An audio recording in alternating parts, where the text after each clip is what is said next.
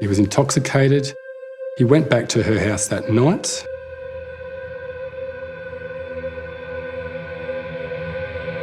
And stabbed her 21 times. That's the prosecution case.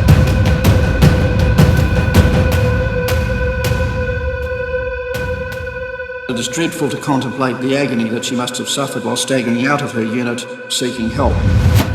The poor woman's trying to leave her house to get help, isn't she? She is. She actually goes down the road. She's banging on the door, crying out for help, and tragically, the neighbours think it's a drunk. She staggered to her neighbour's house and was just metres from a hospital when she died.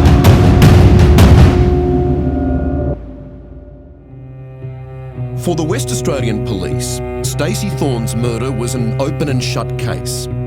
Very quickly, they had her lover, Scott Austic, in their sights. They had the murder weapon, discarded near her home. They had his DNA on a can outside her house. And... You buy any cigarettes? Yeah, I might have done. Back at Winfield Blues, the normal ones. on his cigarette pack were traces of Stacey's blood. You bastard! We knew all along it was him. We hate him. I hope to God he rots in hell. In no time at all, police had Scott Austic in custody. We want to ask you some questions about an incident that occurred last night in relation to a girl called Stacey Thorne. He was the first person that came to the police attention. Right, Scott, I'm going to advise you that you are going to be charged with the willful murder of Stacey Thorne. In no time, he was doing hard time. For the willful murder of Stacey Thorne at Boddington on 9th December 2007, you are sentenced to life imprisonment. But something didn't add up. What would turn a hard-working father of two, good to his mum... He was a good boy. ...and adored by his daughters... If I'm not there in person, my heart will be with you forever. Yeah. ...into a frenzied killer. When he was drunk, was he known to be violent? No, happy drunk. Wonderful father. His ex-wife came to court and said he was a terrific father. She trusted him implicitly with the children, and his two girls absolutely adored him. It made no sense. There's nothing.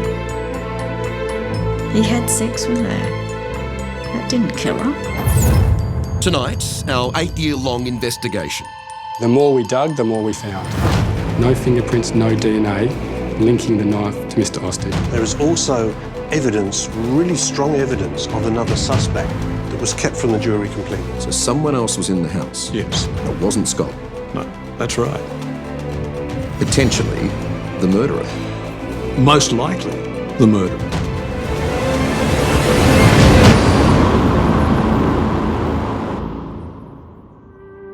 Boddington is 120 kilometres southeast of Perth. It's where Scott Austic grew up. Robin is his mum. So here he is in pre-primary, 5 years old. Yeah. And she remembers that from boy to man, he's always been a bit of a lad. Often cheeky, but never violent. He's got a cheeky smile. He used to like helping, you know, like the Braemar and things like this, and then set his hair on fire. Nothing in his personality suggests violence. No, nothing. Someone that would get that drunk, they would take a knife and stab a woman 21 times. No. After school, Scott ended up working as an assistant mechanic in the local mine. In the late 90s, he moved in with his then girlfriend Jodie, and they had 2 children, Heidi and Sky. Heidi was 6 when her father went to prison for Stacey Thorne's murder. This is some of the pictures Dad drew to us while we were... Oh, he drew these? Yeah. They're fantastic. That's me and my sister. He's quite good. Yeah, you tried to copy some photos of us. Did he? Yeah. Dear Heidi, I hope you have a very happy 7th birthday. Well, this is important because this is only a year after he's gone to prison. Yeah. It wasn't that long after. At first, it really confused me. I was like, what? It's hard. I've tried to know every single detail about what happened and all the evidence and everything like that. And I think that if he did do it, he would tell me because he's never lied to me before. Have you directly asked him whether he did it or not? Yeah. And he said he didn't, and I believed him. How does a daughter put that to a father? I just said, this is weird, and you know, and I was just like, but did you do it? Did you kill Stacey? And he said no, and I believed him. In 2006, Scott and Heidi's mum Jodie split up. The next year, he began seeing Stacey Thorne, a much-loved teacher's aide at the local school. They'd been friends since they were kids. See, all these kids knew each other. They all went to school together. Oh, they all went to each other's birthdays, everything. So the Thorne kids and your kids, all friends at school, going to the parties together? Yep. How long have you known Stacey for? I've known her most of my life. I remember being in school. I was in school, yeah. What's your relationship with Stacey? I just see her out and having sex. On Sunday the 9th of December 2007, the day Stacey was murdered, Scott Austic spent the morning doing chores and the afternoon drinking beer at home before heading down to the pub. So you've gone to the pub and you probably had about 4 or 5 bourbons, I think you said? Yeah. Yep. And prior to that you had about a dozen beers? Yeah, 10. Staff remember Austic leaving the pub at around 7:15. Earlier, he'd rung Stacey, saying he might come over. At about 8 p.m, Scott arrived at Stacey's place. And then you had sex? Yeah. He was honest because he said, I was there. You never denied that? Never once denied it. Yes, I was. And I had sex with him. When he went home, his 2 housemates were watching a movie. His flatmates remember him returning between 9 and 9:30. It was between 10:30 and 11 p.m. that Stacey Thorne was murdered.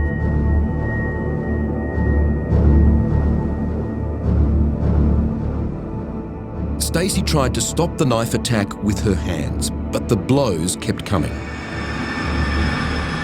She was stabbed 21 times. Out in the street, she screamed for help, but no one came.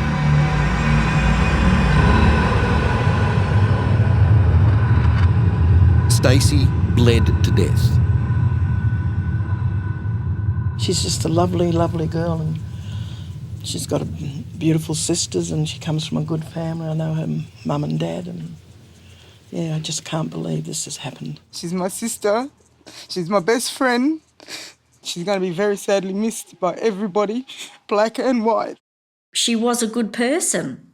She really was a good person, is what he said. Why would somebody want to do that to her? She is such a good person. I've heard him say that heaps of times.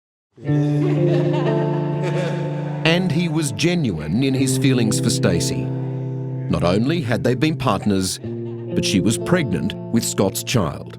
And she was pregnant to him. You see, that went to motive, though, as you know very well. Yep. The prosecutors successfully convinced the jury that Scott was unhappy that Stacey was pregnant with his child. And they produced that text message. Yep.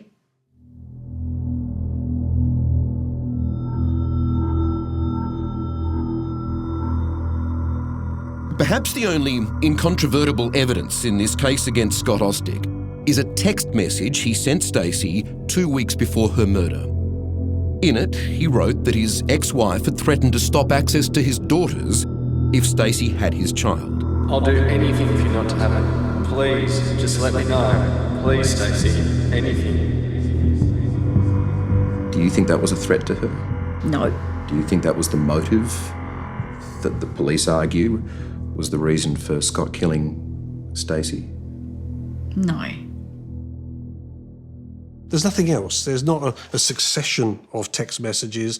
There's not, threatening phone calls. Just one text message from someone who's had a few drinks and doesn't really know what's going on. Forensic expert Robin Napper has spent a lifetime examining the criminal mind.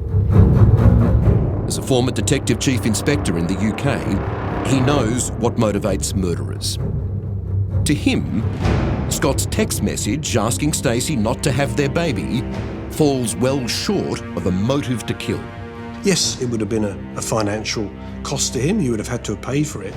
But it's a bit drastic to go around there and kill someone with multiple stab wounds, especially when 2 hours before you've been having consensual, happy sex with that person. Doesn't stack up to you? No, not at all. In the fight to free her son, Robin Austic has lost her house, her savings and her husband. Not long after Scott was arrested and charged with the murder of Stacey Thorne, Doug Austic died of a massive heart attack. The people that you look up to and expect them to protect you actually crucified Scott and contributed to the death of my husband. Robin has never wavered in her belief that her son is innocent. I can never believe that he did it, and I won't. And I've been told, well, you're his mother, you're in denial. That's probably the first time I arced up in my whole life is I carried him in here. I know what he's capable of, and he's not violent. He is not violent. If not for a simple twist of fate, the flaws in the evidence that convicted Scott Austic might never have been discovered. In 2010, his mother was at a conference featuring Reuben Hurricane Carter, the American boxer, immortalised by Bob Dylan, after being wrongly imprisoned for a triple murder. I was facing the electric chair for a crime I did not commit. Barrister and forensic scientist Dr. Clint Hampson was sitting at the same table as Robin. And she said that her son had been convicted of murder. However, she was adamant that he had not done this. She asked me if I'd be willing to look at it. Clint, a former West Australian police officer, said yes. He began by sifting through all of the photographic evidence. I started looking in detail at the photographs, looking at the metadata in terms of identifying when particular photographs were taken and trying to work out a chronology. The metadata is crucial to explain. It's an electronic footprint, an important source of hidden digital information. In this case, that's the log of the times and dates of when the photos and videos were taken by the forensic team.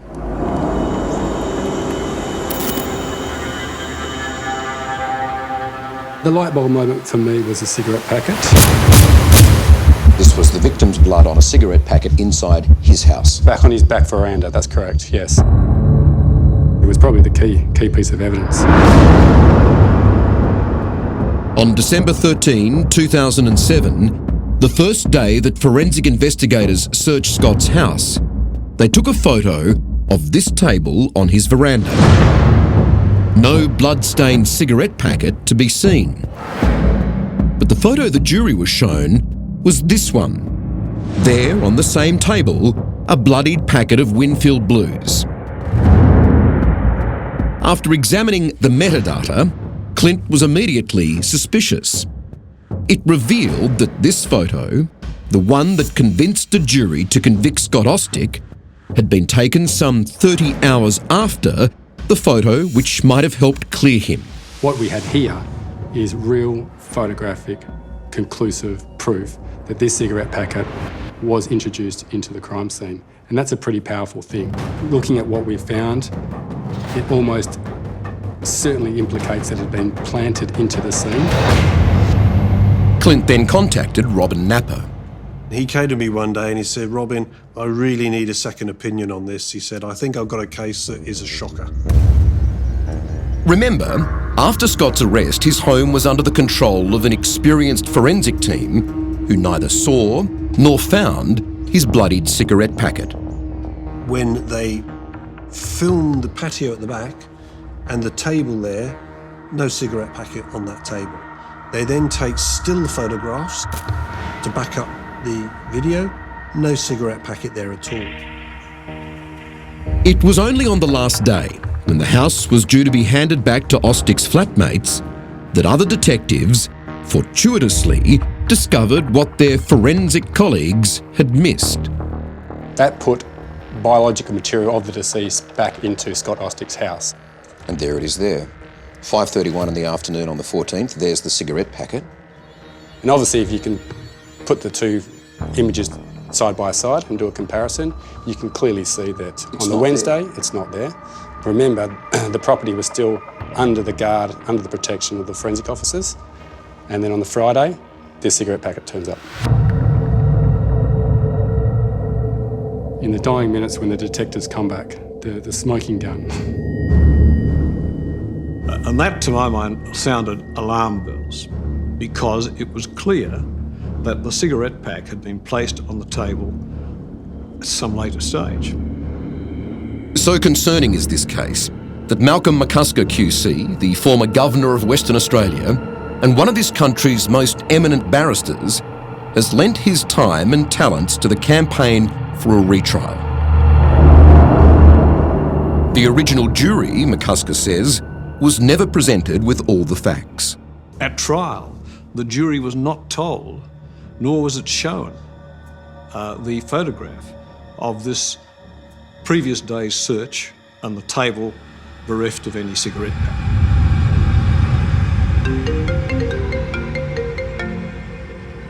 Go ahead, please. Scott, how you going, mate? It's Clint.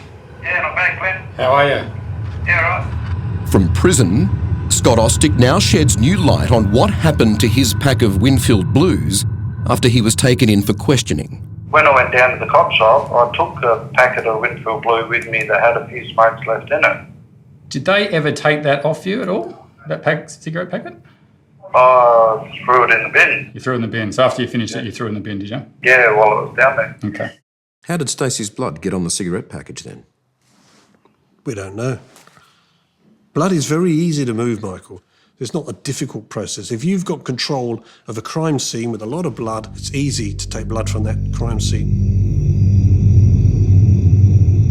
The bloody packet of cigarettes wasn't the only evidence that sent Scott Austic to jail. 20 metres from Stacey's unit, police found an empty can of Jim Beam. Scott's fingerprints were all over it.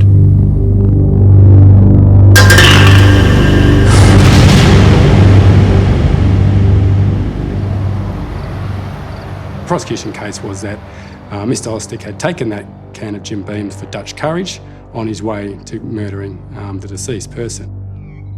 So I then began looking at how and what circumstances that can was identified and discovered as well.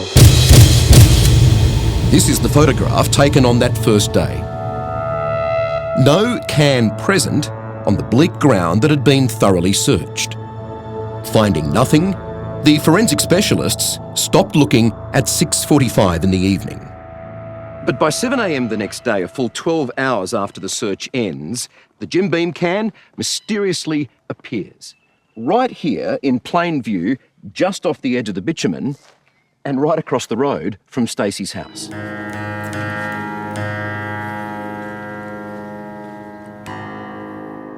So it couldn't have dropped from the heavens. It must have been placed there sometime after the forensic investigators had been there.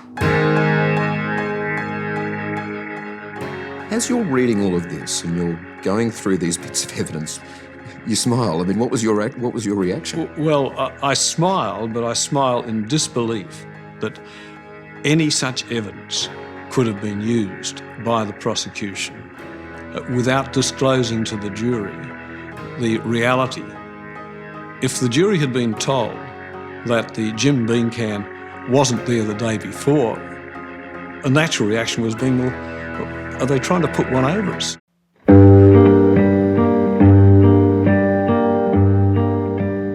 You are a good father to your children and in the past have also had a very good reputation within the local community. Those who know you well describe you as having a gentle, placid personality, and they cannot understand how you could have committed the present offence. Justice Peter Blaxall sentenced Scott Austic to a minimum of 25 years in prison. I'm just numb. There are a lot of men sitting in prison who say that they're innocent and they didn't do it. Exactly. And a lot of mums who will defend their child, their son, to the end. Yep. But in your case? No. Too many discrepancies. 6 when her father was jailed. Today is Heidi's 16th birthday. I love you to infinity and beyond. Love, Dad. Oh, that's gorgeous. Yeah. Has he drawn all of this? Yeah, he draws on all of our cards. Yeah, he's a pretty good drawer. We got a card every year for Easter, Christmas, and birthday. But how much more amazing would it be to actually have your dad in person for your birthday? Yeah, that would probably top this. It would be much better. Yeah. If it is the case that the police jailed an innocent man, how does that sit with you?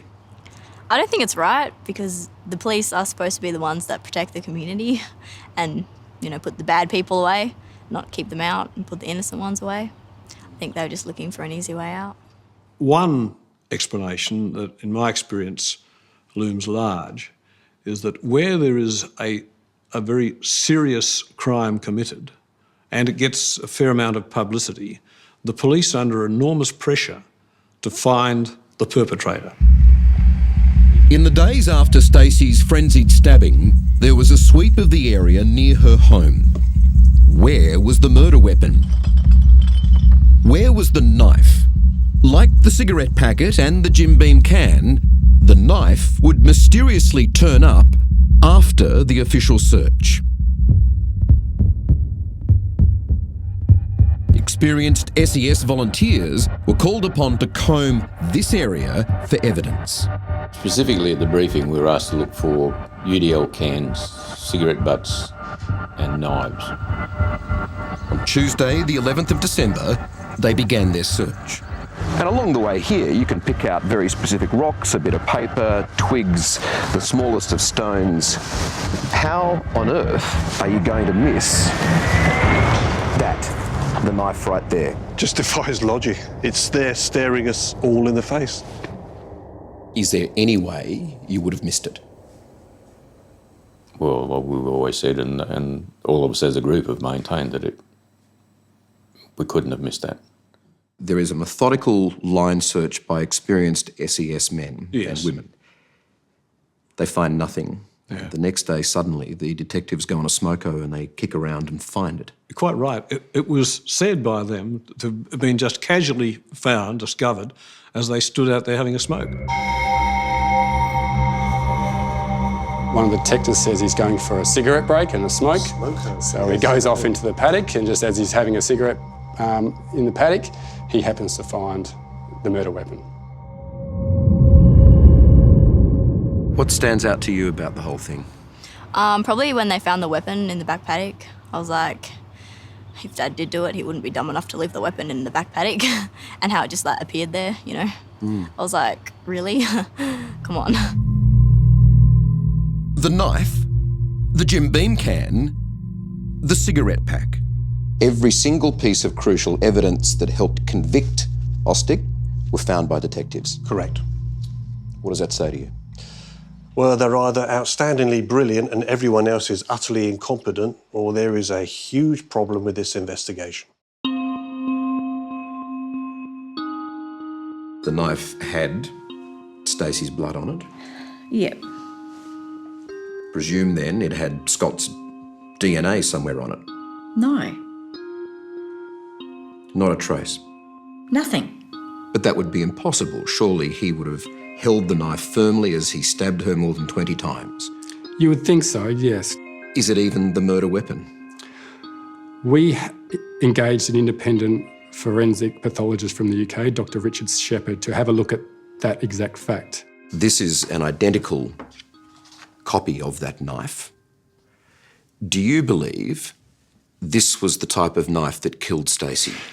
It has the correct width, but I don't think it has the correct length to have inflicted the deep stab wounds on Stacey. Dr. Richard Shepherd is the UK's leading forensic pathologist. He gave expert testimony into the death of Diana, Princess of Wales. The results of Stacey's autopsy are, Dr. Shepherd says, further proof that the knife used to convict Scott Austic is not the murder weapon. If a knife is pushed into the body with such force that the depth of the wound is longer than the blade, then the handle of the knife, the hilt, must have hit the body with huge force to drive it in even an extra 3 centimetres. And that leaves bruising, that leaves grazing, and there were none. So no indication of that at all. None whatsoever. On her body. Again, ruling out this knife as being the murder weapon. Pathologically, I cannot make a link between this knife, 10 centimetre blade, and a 15 centimetre lethal stab wound to Stacey.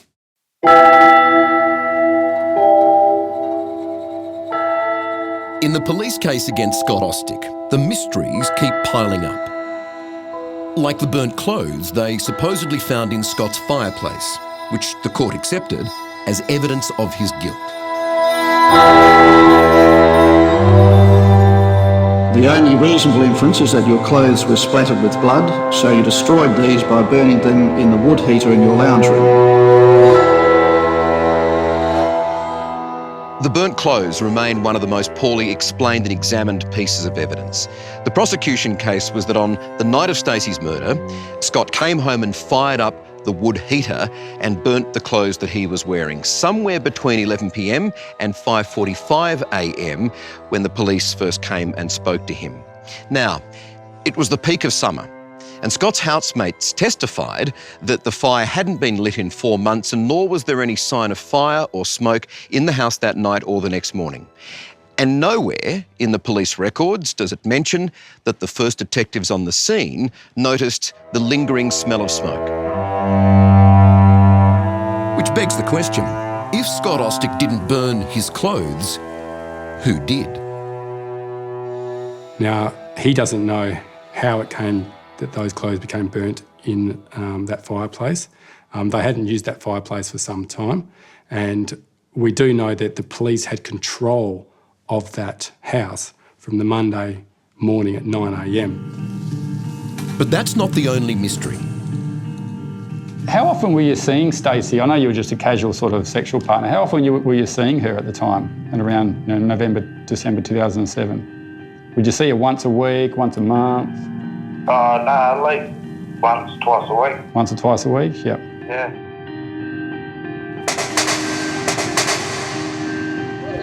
Hey, there you go.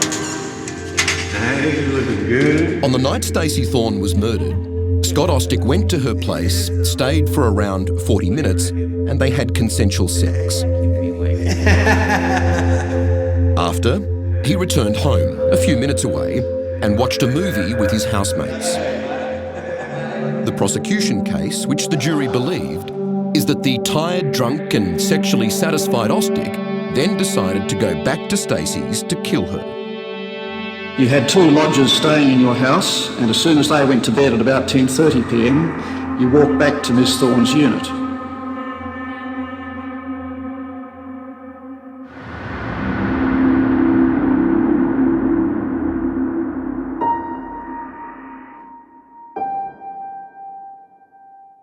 Bleeding profusely, Stacey left multiple footprints.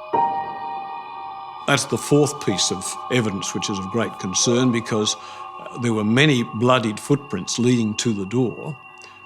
Some of them were shown to be Stacey's, the murdered woman's, but none of them was a footprint of Scott Austic.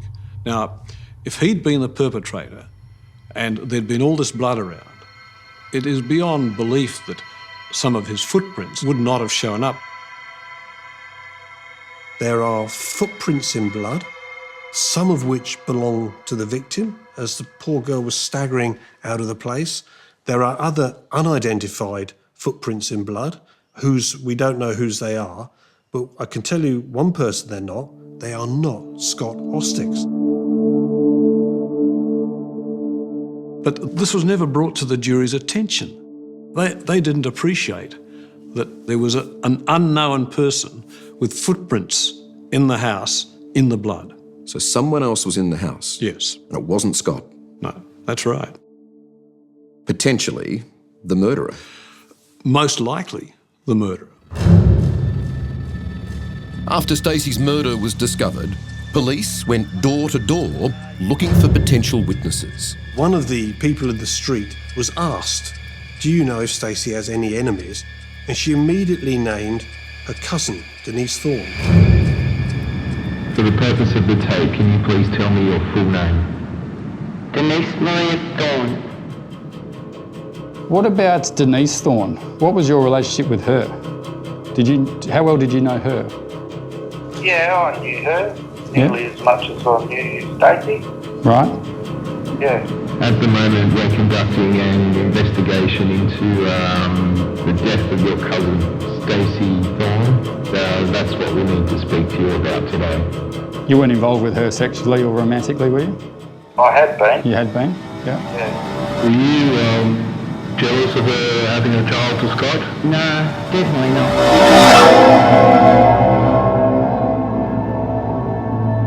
When Scott Austic left the pub on the evening of the 9th of December 2007, the first place he went to was Denise Thorne's. But she was out. He then walked to Stacey's, a distance of about 1 kilometre. Meantime, Denise claimed that from 10 p.m, she and her children were asleep at her home. She said she didn't go out that night after 10 o'clock when they'd already found a witness that said at 10:30 at night she was knocking on this witness' door asking for a box of matches, and he lives only 70 metres away from the murder house. Did you speak to anybody else that night? No. Stop at anybody's house? Just went straight home, but went to sleep. Now, what's the significance of that timing at 10:30 at night? Because the murder has to have happened between 10:30 and 11:30. So whoever murdered was in the scene at the time to be able to have committed the murder. So you didn't go to Stacey's on the night that she died? No. You haven't spoken to her for years. For years? Denise and Stacey had a troubled and violent relationship. A blood feud which began when Denise accused Stacey of sleeping with Denise's boyfriend. Stacey and her sister Brenda then physically attacked Denise, hitting her so hard that she had to go to hospital. They came into the flat. She started hitting me while I had the baby in my hands. And from there I went to the hospital. Is it the case that you decided to pay her back? No. For that attack on you? No, I don't believe in that.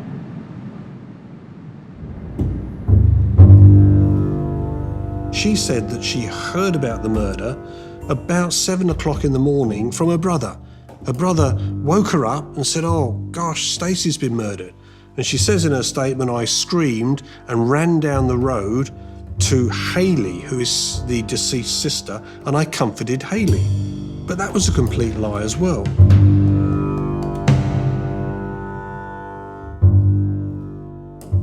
Denise Thorne's movements the very next morning are curious, to say the very least. She tells police that she's woken at 7 a.m. by her brother and learns of the shocking news of Stacey's death. However, a whole hour earlier at 6 a.m, Denise is seen here at what used to be a roadhouse about 11 kilometres outside of Boddington. The roadhouse owner says that Denise was waiting for them to open up so that she could buy fuel.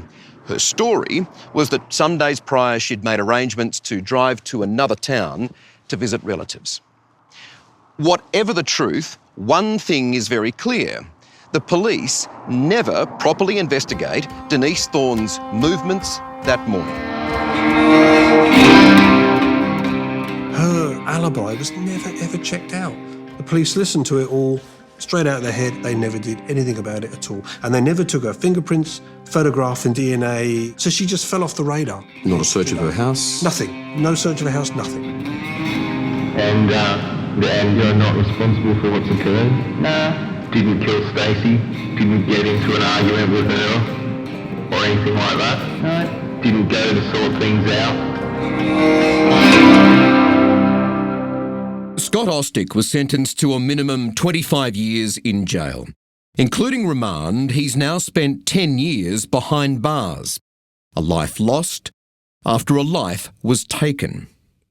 Your son doesn't have his freedom. No, he's not with his family. Stacey's not with her family either. And we don't ever not think about that part of it. He's doing time for someone else that's out there walking around and laughing at him.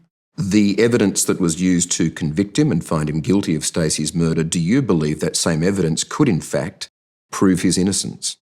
Well, I don't know that it proves his innocence. What it does prove is that he was wrongfully convicted.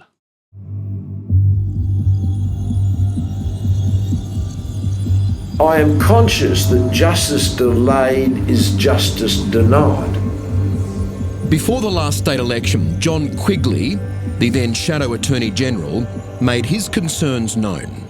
And my staff out there going nuts. What do you think you're doing with Austic?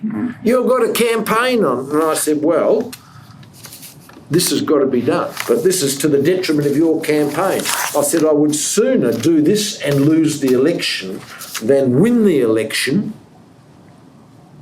and have it on my conscience that I didn't attend to this matter.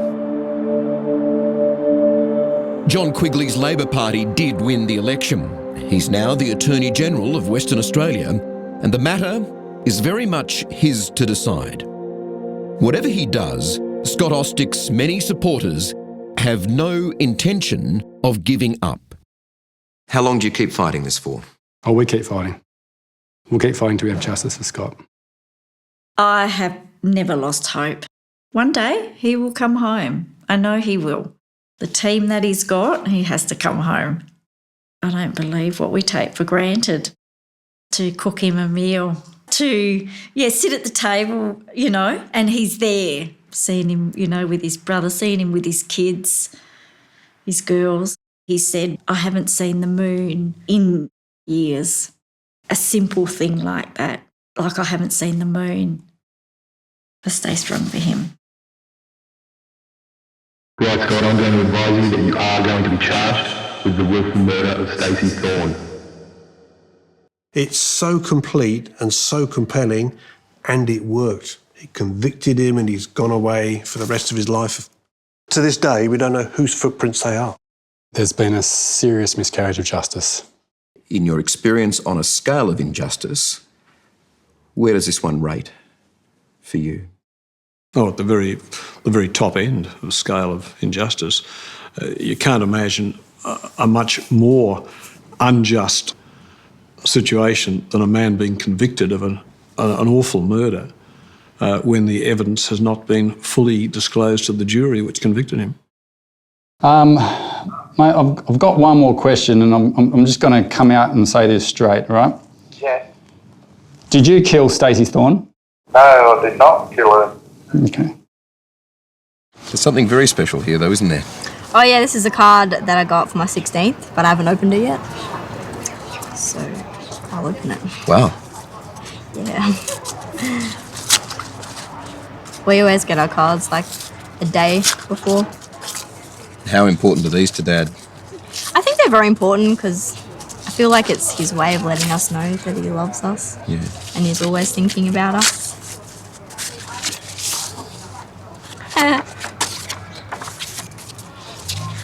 Oh, that's so cool. Dear Heidi, sweet 16. Well, I hope so. Just joking. I hope you have a wonderful birthday, Heidi. If I'm not there in person, my heart will be with you forever. I love you so much. Happy 16th. Love, Dad. These are very poignant words, though, aren't they? If I'm not there in person, my heart will be with you forever. Yeah. It's really cute.